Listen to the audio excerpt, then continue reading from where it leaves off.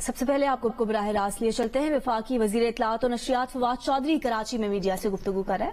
مطابق جو ہے وہ اضافہ کریں۔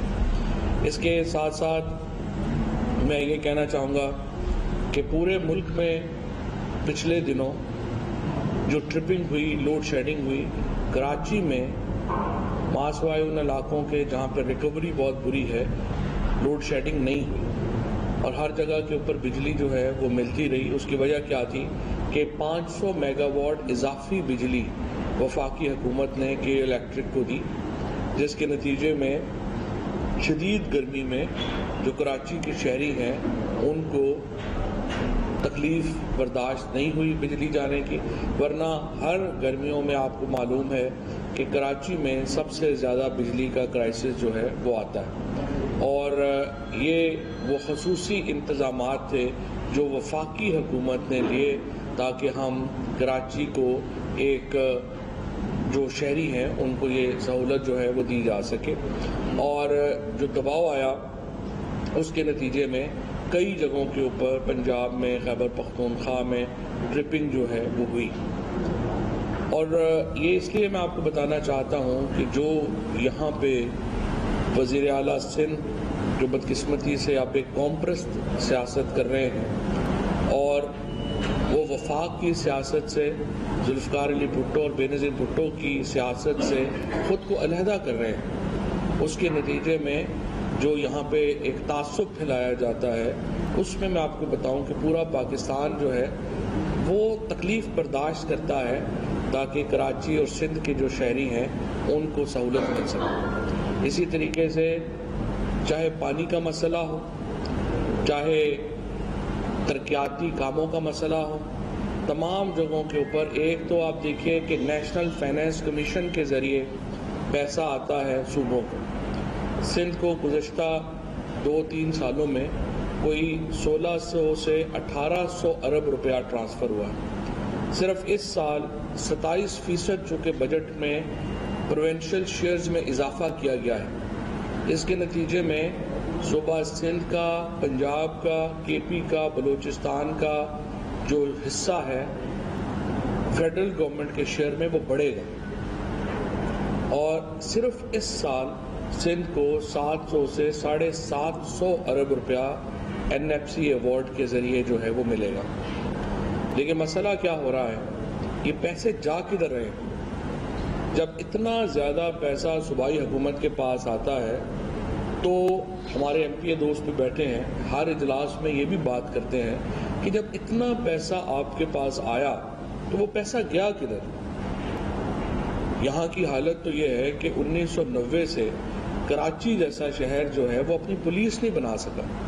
ہر سال رینجرز کو پیسے دیتے ہیں اور وفاق کو آپ منت ترلا کرتے ہیں کہ رینجرز کو آپ یہیں پہ رہنے دیں، کیونکہ اگر رینجرز نہیں ہوں گے تو کراچی میں پولیس کی یہ اہلیت بھی نہیں ہے کہ وہ ایک بنیادی امن و امان بھی قائم رکھ سکے۔ یہ آپ نے کراچی پولیس کا حال کیا ہے۔ اس وقت بلوچستان کے بی ایریاز جو ہیں جن میں ایک فارمل ایڈمنسٹریشن موجود نہیں ہے، وہاں پہ اتنے برے حالات نہیں ہیں جتنے اس وقت کراچی میں لا اینڈ آرڈر قائم رکھنے والے اداروں کے۔ جس کسی کا دل ہوتا ہے وہ کراچی میں گاڑی کو روکتا ہے، پستول دکھاتا ہے، کہتا ہے یہ چیزیں دے دیں۔ یہ پولیس کا کام ہے، یہ مائنر کرائمز ہیں، اور انفارچونیٹلی یوں لگ رہا ہے کہ سندھ گورنمنٹ نے اپنی تمام تر جو ذمہ داریاں ہیں وہ صرف گاڑیاں چلانے تک، پروٹوکول انجوائے کرنے تک رکھی ہوئی ہیں، اس کے علاوہ نہ۔ اور یہ صرف کراچی کا معاملہ اور مسئلہ نہیں ہے، آپ بہت بڑا پیسہ بدین، کوٹکی، ان ایریاز کے نام کے اوپر لیتے ہیں جو آپ گیس اور بجلی کے اسپیشل مد میں جو پیسے لیتے ہیں، لیوی میں جو پیسے لیتے ہیں، کیونکہ وہاں سے گیس نکلتی ہے، وہاں سے تیل نکلتا ہے، اور آپ وفاق سے یہ کہتے ہیں کہ جی ہمیں ان ڈسٹرکٹس کے لیے اسپیشل ڈیولپمنٹ پیکیج دیے جائیں۔ آج آپ کوٹکی کا حالت دیکھیں، آج آپ بدین کی حالت دیکھیں، لاڑکانہ کے اوپر 90 ارب روپیہ خرچ ہوا صرف پچھلے سالوں۔ آپ دیکھیے کہ لاڑکانہ میں کوئی گلی روزانہ ہم دیکھتے ہیں سڑکیں ٹوٹی ہیں، گلیاں ہے نہیں، ہاسپٹلز، سرکار کا جو صحت کا نظام ہے سندھ میں وہ مکمل طور کے اوپر تباہ و برباد ہو چکا ہے، اور حتیٰ کہ سپریم کورٹ کو کہنا پڑا کہ یہاں پر جو بڑے ہاسپٹلز ہیں جو وفاق نے صوبے کو ٹرانسفر کیے تھے، سپریم کورٹ نے حکم دیا کہ وفاق ان کو واپس ٹیک اوور کرے، حالانکہ وفاق نہیں لینا چاہ رہا تھا، لیکن حالت ایسی تھی کہ وفاق کو سپریم کورٹ نے حکم دیا کہ آپ واپس لیں۔ یہ 2-3 بڑے ایشوز ہیں جن کے اوپر سندھ میں خصوصاً جو ہمارے حکمران جماعت کے ایم پی اے صاحبان ہیں ان کو سوچنا پڑے گا۔ نمبر 1، آپ یہ دیکھیں کہ سندھ کو بہت بڑا وسائل میں حصہ مل رہا ہے۔ دوسرا، یہ حصہ کہاں اور کیسے خرچ ہو رہا ہے؟ پروونشل فائنانس کمیشن ایوارڈ ہے نہیں، اضلاع کو پیسے جا نہیں رہے، کراچی کو پیسہ جا نہیں رہا، انکم شہروں کی بڑھ نہیں رہی۔ سوائے اس کے کہ ہر 5 سال کے بعد پیپلز پارٹی کا کوئی ایک آدمی، چاہے وہ قائم علی شاہ ہوں، چاہے وہ مراد علی شاہ ہوں، وہ صرف ایک سٹامپ پیپر کے طور کے اوپر، ایک ربڑ سٹیمپ کے طور کے اوپر اس کو وزیر اعلیٰ ہاؤس میں بٹھا دیا جاتا ہے، اور پیچھے سے اس کی تاریں جو ہیں وہ زرداری فیملی کے پاس اس کو رکھ دی جاتی، اور وہ اس وزیر اعلیٰ کو کٹ پتلی کے طور کے اوپر استعمال کرتے ہیں۔ چیف منسٹر سندھ کی حیثیت، صوبہ سندھ کی اسمبلی کی حیثیت، اس کو بالکل محدود کر دیا گیا۔ ان کے پاس کوئی ڈیسیژن میکنگ نہیں ہے، ساری ڈیسیژن میکنگ ان لوگوں کے پاس ہے جو کہ سندھ اسمبلی میں نہیں بلاول ہاؤس میں بیٹھتے ہیں، اور یہ ایک امپورٹنٹ پرابلم ہے، کانسٹیٹیوشنل کرائسس ہے سندھ کے اندر، جس سے کہ اس وقت ہم گزر رہے ہیں۔ یہاں میں سندھ میں کہا جاتا ہے، اور ہم بھی اکثر بات کرتے ہیں کہ گورنر رول لگانا چاہیے۔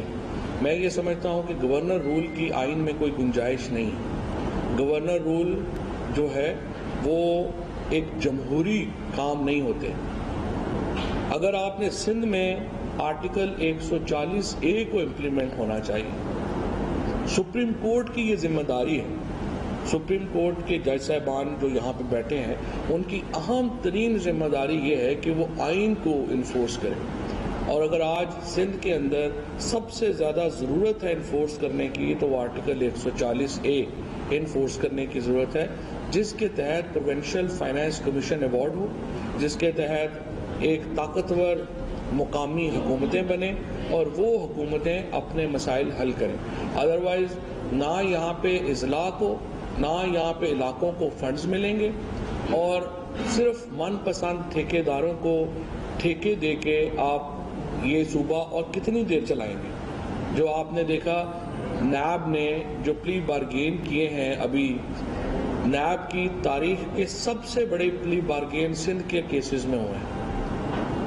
اربہ روپیہ پلی بارگین میں نیب کو سندھ کے کیسز سے ملا، اور یہ ٹپ آف دا آئس برگ ہے۔ جو پیسہ نیب کو سندھ سے ملا ہے یہ ٹپ آف دا آئس برگ ہے، کیونکہ اصل پیسہ دبئی چلا گیا ہے، لندن چلا گیا ہے، اور یہ وہ پیسہ ہے جو کہ اتنی آسانی سے ان لوگوں نے واپس کر دیا، اور یہ بھی اربوں میں ہے۔ لہٰذا اس صورتحال کے اوپر میں سمجھتا ہوں سپریم کورٹ کو کے پاس کیس پینڈنگ ہے، اور سپریم کورٹ کو چاہیے کہ سپریم کورٹ آئین کو انفورس کرنے کا ایک بنیادی ادارہ ہے، ان کا مقصد ہے کہ وہ آئین کا تحفظ کریں، اور ان کو چاہیے کہ آرٹیکل 140A کو انفورس کیا جائے، اور ایک مقامی حکومتوں کے انتخابات ہونے چاہیے جس کا سٹرکچر جو ہے وہ آرٹیکل 140A سے مطابقت رکھتا ہو، یعنی ایڈمنسٹریٹو، فائنینشیل اور پولیٹیکل ڈیولوشن ہونی چاہیے اضلاع کو، اور یہی وہ واحد حل ہے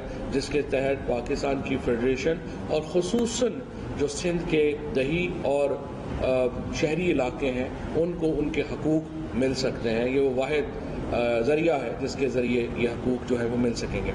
اب آئیے بجٹ کی طرف، اور جس طریقے سے کل آپ نے دیکھا کہ احسن اقبال صاحب نے جو پریس کانفرنس کی، پی ایم ایل این نے جو سب سے اس وقت بڑی خوبی رکھی ہے وہ یہ رکھی ہے کہ ہر چیز کو مسترد کرنا ہے بغیر پتہ کیے کہ وہ ہے کیا۔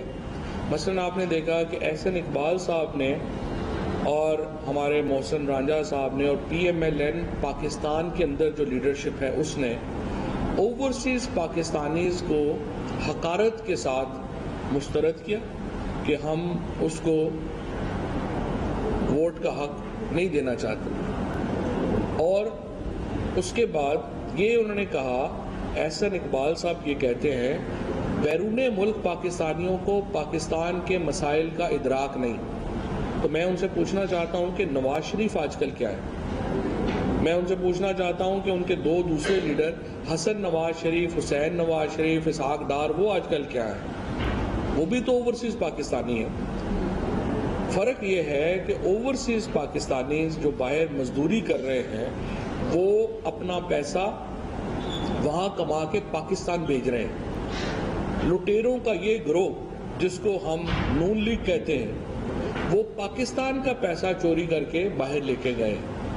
آپ اوورسیز پاکستانیز کی ذرا محبت کا اندازہ لگائیں کہ یہ جو 29 ارب ڈالر جو تاریخ کی سب سے بڑی ترسیلات زر پاکستان کو ملی ہیں، ان میں 90% جو پیسہ پاکستانیوں نے پاکستان کو بھیجا ہے وہ $500 سے کم رقم ہے۔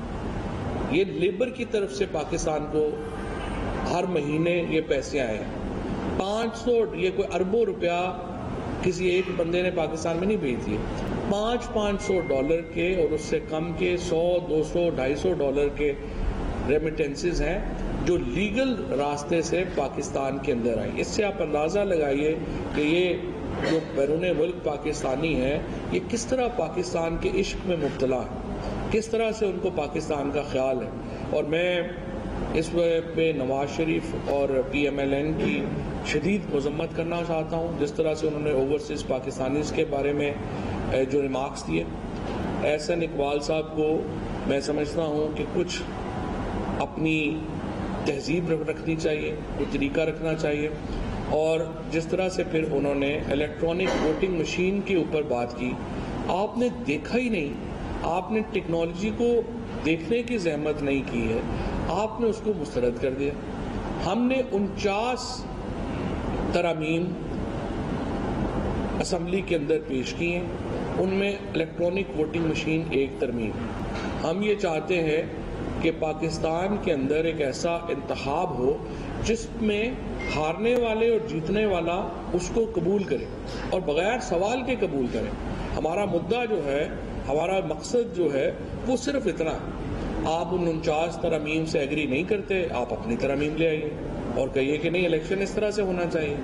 لیکن انفارچونیٹلی اس کو جس طریقے سے پی ایم ایل این کو لگ یوں رہا ہے، اس وقت تمام جو اشاریے یہ جا رہے ہیں کہ نون لیگ کا اگلے الیکشن میں بھی کوئی مستقبل نہیں ہے، لہٰذا وہ اس طرح کی فضا رکھنا چاہتے ہیں کہ اگلے الیکشن میں جب وہ الیکشن ہاریں تو پھر شور مچا سکیں کہ دھاندلی ہو گئی۔ ابھی سے ہی آپ نے دیکھا ہوگا ان کا یہ بیانیہ آ رہا ہے کہ اگلے الیکشن میں دھاندلی ہوگی۔ اس لیے یہ کون لوگ وہ باتیں کرتے ہیں؟ یہ وہ لوگ باتیں کرتے ہیں جن کو پتہ ہوتا ہے کہ ہمارا فیٹ کیا ہے، ہم کمزور ہیں، ہمارا اگلے الیکشن میں یہی کریں گے کہ بینر لے کے کونے کے اوپر کھڑے ہوں گے، حکومت نامنظور، الیکشن نامنظور۔ یہ اگلے 7 سال مجھے لگ رہا ہے کہ یہ احسن اقبال، سعد رفیق، شہباز شریف صاحب، مریم اورنگزیب، ان سب کا یہی مستقبل ہے۔ یہ میرا خیال ہے ان کو ایک ہی کام اگلا کرنا چاہیے، ان کو خطاطی سیکھ لینی چاہیے تاکہ اس کا خرچہ بھی بچا سکیں۔ خود ہی اسمبلی کے باہر بیٹھا کریں قلم دوات لے کے اور لکھا کریں کہ حکومت نامنظور، الیکشن نامنظور، وہی بینر لے کے پھر کھڑا ہو گیا۔ اس سے ان کا وقت بھی بچے گا اور خرچہ بھی ظاہر ہے کہ ان کا بچے گا۔ یہ میں سمجھتا ہوں نون لیگ کے لیے جو فیوچر پلاننگ ہے اس میں خطاطی سیکھنا ایک اہم ان کی پالیسی جو ہے وہ ہونی چاہیے۔ تیسری بات یہ ہے کہ بجٹ کے اوپر جو ریئیکشن آیا ہے خصوصاً ہمارے کاروباری طبقے کا، ہمارے صنعت کاروں کا اور عام لوگوں کا، وہ بہت خوش آئند ہے، اور ہمیں بڑی خوشی ہے کہ پاکستان میں تمام جو طبقہ ہائے فکر ہے، سارے جو سیگمنٹس ہیں سوسائٹی کے، انہوں نے بجٹ کو ویلکم کیا ہے اور اس کو ایک گروتھ اورینٹڈ، ترقی کے طرف جاتا ہوا بجٹ جو ہے وہ قرار دیا ہے۔ اور انشاءاللہ تعالی یہ جو سال ہے یہ پاکستان کی گروتھ کا سال ہوگا، عام آدمیوں کے لیے بہتری کا سال ہوگا، اور انشاءاللہ تعالی آپ دیکھیں گے پیچھے بھی آپ نے دیکھا پچھلے 3 سالوں میں کووڈ کے باوجود، کرونا کے باوجود ہمارے ہاں مہنگائی کی شرح دنیا سے بہت کم رہی۔ جہاں دنیا میں 40 سے 50% کھانے پینے کی اشیاء مہنگی ہوئی، پاکستان میں یہ شرح صرف 27% رہی، اور اس کے بعد پاکستان کی جو شرح آمدنی میں اضافہ ہے وہ 37% تھا، مہنگائی میں اضافہ 27% تھا، لیکن فی کس آمدنی میں اضافہ جو ہے وہ 36.7% ہے، جس سے اور خصوصاً ہمارا جو فارمر ہے، ہمارا جو کسان ہے، اس کو اس کا بے پناہ فائدہ ہوا۔ 1100 ارب روپیہ ہمارے اربن اکانومی سے رورل اکانومی میں گیا۔ 60% جو ہمارا اس وقت ورکر ہے جو وہ ایگریکلچر سے وابستہ ہے۔ جب 7 بمپر کراپس ہوئی ہماری جو چاول کی فصل ہے وہ تاریخ کی سب سے بڑی فصل ہوئی، گندم کی فصل ہماری تاریخ کی سب سے بڑی فصل ہوئی، مکئی کی فصل ہماری تاریخ کی سب سے بڑی فصل ہوئی، اس کے بعد سٹرس کنو جو ہوا پچھلے سال وہ ہمارا سب سے میجر جو ہے وہ اس وقت فصل ہوئی، اس کے ساتھ گنا تاریخ کی دوسری بڑی جو ہے وہ فصل ہوئی، اور اب آم اس سال جو ہوئے ہیں وہ بھی ایک بہت بمپر کراپ جو ہے وہ ہوئی ہے، اور الحمدللہ ان 7 فصلوں کو بمپر ہونے کی وجہ سے پاکستان کی معیشت جو ہے وہ 4% سے زیادہ کے اوپر گرو کی ہے۔ اس کے ساتھ لارج سکیل مینوفیکچرنگ جو ہے اس میں ہمارے ہاں اضافہ ہوا ہے۔ اس بجٹ کے اندر ہم نے دیکھے عام آدمیوں کے لیے یا جو ہماری وائٹ کالر ہے اس کے لیے ہم نے کیا اقدامات یہ کیے ہیں، ہم نے جو چھوٹی گاڑیوں کی قیمت ہے اس میں کمی کر دی ہے، اور اب جو گاڑیوں کی قیمت ہے اس میں سبسٹینشیل کمی ہوگی۔ اسی طریقے سے جو نئے ٹیکس لگانے کی ایک تجویز تھی انٹرنیٹ کے اوپر، موبائل فونز کے اوپر، موبائل ڈیٹا کے اوپر، وہ مسترد کر دی گئی ہے۔ اس کے ساتھ ہم نے نیا ٹیکس جو ہے اس کے اوپر نہیں لگایا، اس کے ساتھ جو تنخواہوں میں 10% اضافہ کیا ہے، اور ٹیکس ریلیف بھی جو ہے وہ پینشنرز کو بھی ملا ہے اور تنخواہ دار طبقے کو بھی ملا ہے۔ لیکن اس کے ساتھ ساتھ جو ہم کامیاب جوان اور ہاؤسنگ پروجیکٹس لا رہے ہیں، اس کے نتیجے میں ہمارے جو تمام ہی طبقہ فکر کے لوگ ہیں، خصوصاً جو وائٹ کالر ہمارے لوگ ہیں، ان کو بے پناہ فائدہ ہوگا۔ کوئی بھی شخص اپنے گھر سے اٹھ کے تو وہ 2.5 کروڑ سے 5 کروڑ روپے تک کا قرضہ جو ہے وہ لے پائے گا، اپنا کاروبار شروع کر سکے گا۔ آپ کی دکان ہے، آپ اپنی دکان کو بڑا کرنا چاہتے ہیں، کامیاب جوان سے فائدہ اٹھائیں۔ آپ کاشتکاری کر رہے ہیں، اپنی کاشتکاری کو اپ گریڈ کرنا چاہتے ہیں، آپ آئیں اور ہماری اسکیم سے فائدہ اٹھائیں۔ آپ کے پاس گھر نہیں ہے، آئیے آپ اپنے جو گھر ہے اس کے لیے سستا ترین قرضہ لیں اور اپنا گھر بنائیں۔ ہم نے عام آدمی کو ریلیف دیا ہے، ہم نے جو صنعت کار ہیں ان کو ریلیف دیا ہے، ہم نے جو ہمارے ورکنگ کیپ لوگ ہیں ان کو ریلیف دیا ہے، اور یوتھ اور ایگریکلچرسٹ کو ہم نے ریلیف دیا ہے۔ ایک اوور آل اس لیے یہ ایک بہت ہی خوش آئند بجٹ ہے۔ بہت شکریہ۔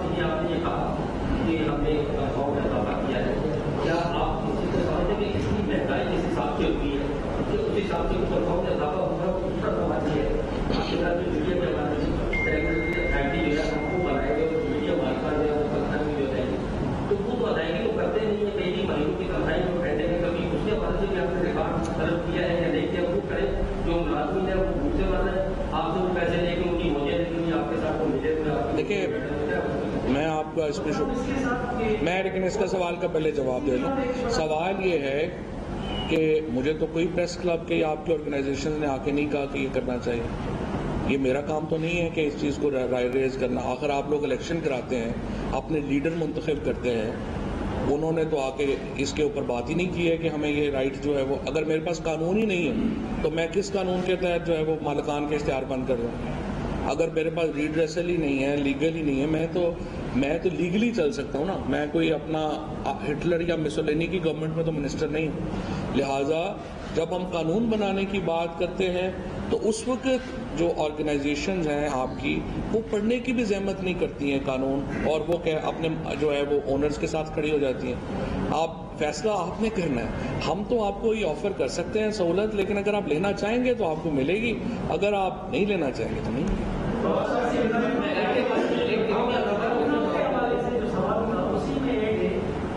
ہمارے اداروں کو ایک طرف رکھے لیکن آپ کا ادارہ ہے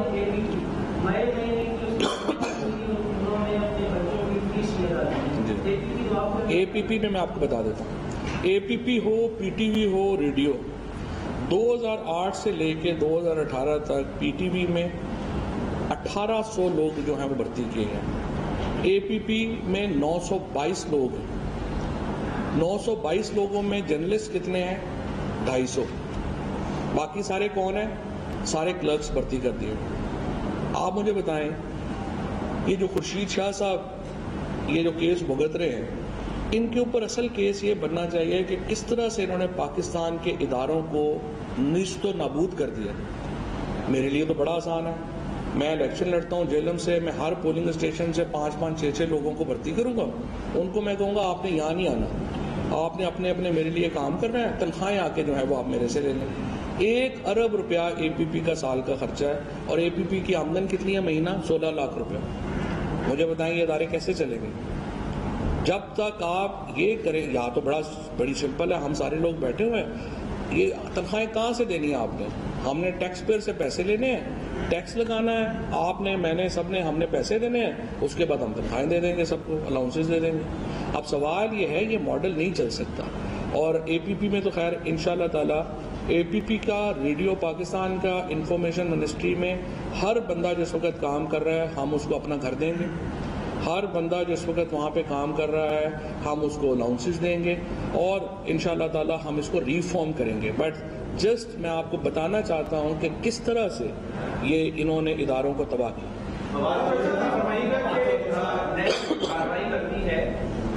فریاد دادپور گرفتار ہو جاتی ہے, آصف علی زرداری گرفتار ہو جاتے ہیں, حتیٰ کہ اسپیکر سے اسمبلی گرفتار ہو جاتے ہیں.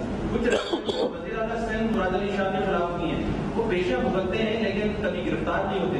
کیا کوئی بیک ڈور معاملات چل رہے ہیں ان کے ساتھ آپ لوگ؟ دیکھیں یہ تو نیب کی پالیسی ہے, اور وہ تو آپ نیب سے پوچھیں کہ انہوں نے چیف منسٹر صاحب کو گرفتار نہیں کیا. لیکن میں آپ کو یاد کرا دوں, انہوں نے نواز شریف کو بھی گرفتار نہیں کیا تھا, انہوں نے مریم بی بی کو بھی گرفتار نہیں کیا تھا, اور انہوں نے ان کے کیسز چلنے دیے تھے, اور کیسز کے بعد جو ہے جب ان کو کنوکشن ہوئی تو ان کو سزا ہوئی. تو یہ نیب کی پالیسی ہے جس کے مطابق. آپ بتائیے گا کہ کراچی کے اندر ٹرانسپورٹ کا مسئلہ ہے, آپ نے دیکھا ہوگا, دیکھیں ہم نے تو گرین لائن پروجیکٹ دیا ہے. مسئلہ کیا ہے جو میں پریکٹیکلی سمجھتا ہوں, اسد عمر صاحب نے اس کے اوپر بڑی توجہ دی. گورنر عمران اسماعیل ہر ہفتے وہ جاتے ہیں اسلام آباد, اور وہ یہی کہتے ہیں عمران کے یہ اس کو آپ یہ کام کریں. لیکن جب تک آپ کی جو صوبائی محکمے ہیں وہ اس ڈیولپمنٹ کے کام میں ہینڈ ٹو ہینڈ نہیں ہوں گے, ہاتھوں میں ہاتھ دے کے نہیں اس کے اوپر چلیں گے آپ نہیں, کیونکہ اس میں ایکوزیشنز انوالو ہیں, اس میں آپ کی جو ہے آپ کے جو سپلائز ہیں وہ انوالو ہیں. جب تک صوبائی محکمے آپ کے ساتھ نہیں چلتے آپ یہ کام مکمل نہیں کر سکتے. سو ڈسپائٹ دا فیکٹ کہ یہ جو ہماری کراچی کی لیڈرشپ ہے, گورنر سندھ ہیں, ہمارے اسد عمر صاحب منسٹر پلاننگ ہیں, ڈسپائٹ دا فیکٹ کہ وہ بہت کوشش کرتے ہیں, سندھ حکومت کے تعاون کے بغیر ان میں ڈیلے آ گیا. دعویٰ کرتے ہیں کہ جو بجٹ آیا ہے اس میں تمام جو اسکیمیں پرانی سیکولر ریلوے, گرین لائن وغیرہ, کوئی نئی اسکیم کراچی کے لیے نہیں ہے. اور سیکنڈ وہ یہ کہتا ہے کہ تمام ملک میں جب ہائی ویز بنتے ہیں تو فیڈرل گورنمنٹ بناتی ہے, لیکن جو معاملہ سندھ کا آتا ہے, سکھر سے حیدرآباد تک کا ہے, وہ ہم پیسے بھی دے چکے اپنے ایسے کے, تو بھی وہ رفاقت بہت ادا نہیں کرتی ہے, اور کہتے ہیں کہ جو پبلک پرائیویٹ پارٹنرشپ بنائیں گے, اور یہ مسائل ہوتے ہیں کراچی کے لیے نئے بجٹ میں کوئی نئی اسکیم ہے. پہلی بات تو یہ کہ پرانی اسکیمیں بھی تو مکمل کرنی ہے نا, یہ نئی اسکیمیں صرف بنانا چاہتے ہیں کہ ان کا ایک عجیب و غریب ماڈل ہے. نئی اسکیم بناؤ, اپنا ٹھیکیدار لگاؤ اور اس کے بعد بھول جاؤ. آپ لوگوں کو, کراچی کے جو صحافی ہیں, میں آپ سے یہ بھی درخواست کروں گا, آپ جو اناؤنس اسکیمیں ہیں ان سب کے اوپر علیحدہ علیحدہ ذرا ایک پیکج تیار کریں اور پتہ کریں وہ اسکیمیں گئی کدھر ہیں, ان کا کیا حشر ہوا ہے. اسی لیے یہ جو آپ نے سکھر کی بات کی کراچی کی, وہ پبلک پرائیویٹ پارٹنرشپ میں بن رہی ہے. وی جی ایف اس کا سب سے بڑا وی جی ایف ہے, وہ تو فیڈرل گورنمنٹ دے رہی ہے. اور تمام جگہوں کے اوپر جو ہے اس وقت بھی میں نے آپ کو بتایا ہے کہ 7.5 کروڑ تو این ایف سی ایوارڈ میں نظر آ رہا ہے. اس کے علاوہ جو کراچی پیکج دیا ہے فیڈرل گورنمنٹ نے, اندرون سندھ کا جو پیکج دیا ہے, یہ سارے پیکج اس کے علاوہ ہیں. جو جھگڑا ان کا ہے وہ یہ ہے, مراد علی شاہ کہتے ہیں کہ وفاق جو ایڈیشنل پیسہ دے رہا ہے وہ بھی ہمیں دے دیں. بھائی آپ کو کیسے دے دیں؟ آپ پہلے اپنا پروینشل پیسہ تو جسٹیفائی کریں کہ جو کدھر گیا. آپ وہ جسٹیفائی نہیں کر رہے, آپ فیڈرل گورنمنٹ سے کہہ رہے ہیں آپ اپنا پیسہ بھی ہمیں دے دیں. تو فیڈرل گورنمنٹ کی پالیسی یہ ہے کہ ہم اپنا پیسہ جو ہے وہ ڈائریکٹلی عوام کے اوپر لگائیں گے. سندھ کے حکمرانوں کو دینے کا کوئی فائدہ نہیں ہے. ان کو جو پیسہ اس وقت آپ مراد علی شاہ اینڈ کمپنی کو دیتے ہیں وہ کراچی اور بدین اور گھوٹکی اور لاڑکانہ میں لگنے کے بجائے وہ دبئی, لنڈن, پیرس میں جا کے لگ جاتا ہے. یہ پرابلم.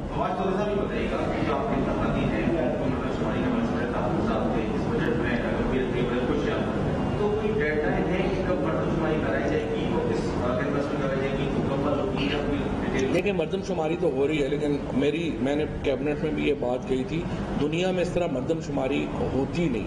یہاں پہ ہمیں روزانہ یہ اپڈیٹ کرنا چاہیے اپنے آپ کو کہ آج ملک میں کتنی آبادی بڑھی ہے, کتنی آبادی کم ہوئی ہے, تاکہ 5 سال کے بعد 10 سال کے بعد یہ ہر دفعہ ایک جو ہے جھگڑا نہ پڑ جائے.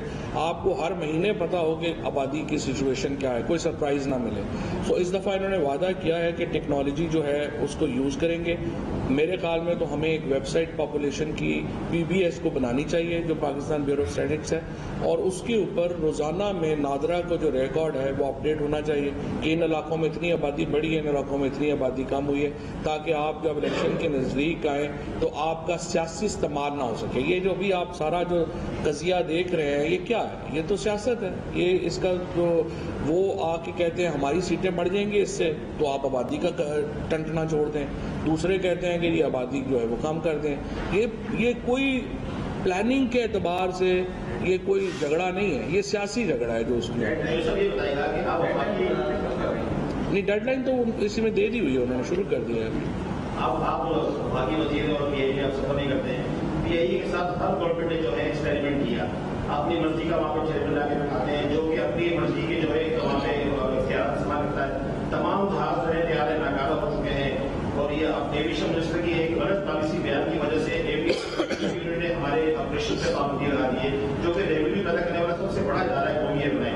اس کے لیے کیا آپ نے پہلی بات تو یہ ہے کہ الحمدللہ دوبارہ پیپلز پارٹی اور خورشید شاہ صاحب کی بہترین پالیسیز کے نتیجے میں پی آئی اے کبھی بھی ریونیو پیدا کرنے والا سب سے بڑا ادارہ نہیں تھا. اس کا تو بیڑا ہی غرق کر دیا انہوں نے. اتنے زیادہ لوگ وہاں پہ بھی بھرتی کر لیے, پر پلین جتنا بڑا کرو پی آئی اے کا ہے اور کسی کا ہے ہی نہیں. یہ جو ابھی چیئرمین پی آئی اے لگائے ہیں انہوں نے آ کے ٹرن اراؤنڈ کیا ہے پی آئی اے. پہلی بار پی آئی اے کی جو بالکل آپ سمجھیے کہ گراؤنڈ ہوتی ہوئی ایئر لائن تھی وہ دوبارہ کھڑی ہوئی ہے, اور پہلی بار پاکستان کے اندر ہر حکومت کا آپ نے کہا ایکسپیریمنٹ کرتی ہے, ہم نے آ کے 60 اداروں کے سربراہ لگائے ہیں. پہلی بار پاکستان میں ہوا ہے, ایک بھی ادارے کے سربراہ کے اوپر کوئی انگلی نہیں اٹھا سکتا. ایک ادارے کے سربراہ کا انتخاب جو ہے وہ عدالت میں چیلنج نہیں ہوا. تمام اداروں کے سربراہ پراپر میرٹ کے اوپر اور اس طرح سے جو ہے وہ لگائے گئے ہیں, اور یہی وجہ ہے کہ آج ادارے جو ہیں وہ اپنے پاؤں کے اوپر کھڑے ہو رہے ہیں. اسٹیل مل بہتر ہو رہی ہے, پی ٹی وی الحمدللہ آپ دیکھیں ہم نے HD کر دیا ہے, اور اس کی ہم پوری پروگرامنگ نئی لانچ کر رہے ہیں, ریڈیو کی پوری پروگرامنگ نئی لانچ کر رہے ہیں. اداروں کو ہم نے اینٹ سے اینٹ جوڑ کے ہم کھڑا کرنے کی ہم جو ہے وہ کوشش کر رہے ہیں. Thank you. کراچی میں چینی مہنگی, آٹا مہنگا, شہر ضروریاں مہنگی, جو بمپر کراپ ہے اس کا ثمرات عوام تک کیسے پہنچے؟ ثمرات عوام تک پہنچے ہیں. جو آپ اگر جو کسان ہے وہ 1200 روپے کا گندم بیچ رہا تھا 2018 میں, وہ آج 1900 2021 کی بیچ رہا ہے. تو 60% پاپولیشن جو ہے وہ تو کسان سے جڑی ہوئی ہے، اس کو تو فائدہ ہوا ہے۔ آپ یہ بات کریں کہ جو اربن پاپولیشن ہے ہماری، اس کے لیے چینی اور وہ آٹا مہنگا ہوا ہے، اس کو ہم کیا کر رہے ہیں، ان کو ہم نے احساس پروگرام جو دنیا کا اس وقت تیسرا بڑا پروگرام ہے جو اس وقت چل رہا ہے، سوشل پروٹیکشن کا پروگرام، ہم نے اس کے ذریعے پروٹیکٹ کیا۔ اس کے بعد جو ہمارا یوٹیلیٹی سٹورز کے اوپر وہ ہم نے اس کو پروٹیکٹ کیا۔ سو آپ یہ جو پاپولیشن ہے اس کو آپ دیکھیے، 30% لوگوں کے لیے مہنگائی ہوئی ہے، 70% لوگوں کے لیے مہنگائی نہیں ہوئی ہے۔ سو 30% لوگ جن میں ایگری کر رہا ہوں آپ سے، جو ہمارا تنخواہ دار طبقہ ہے اس کو سب سے زیادہ جو ہے تکلیف پہنچی ہے، اس کو ہم نے پروٹیکشن دے دی ہے۔ سو اسی لیے تو پاکستان میں ایک اچھا ماحول آیا ہے اور اکانومی جو ہے وہ آگے بڑھ رہی ہے۔ چلیں آپ ایک وہ کر لیتے ہو آپ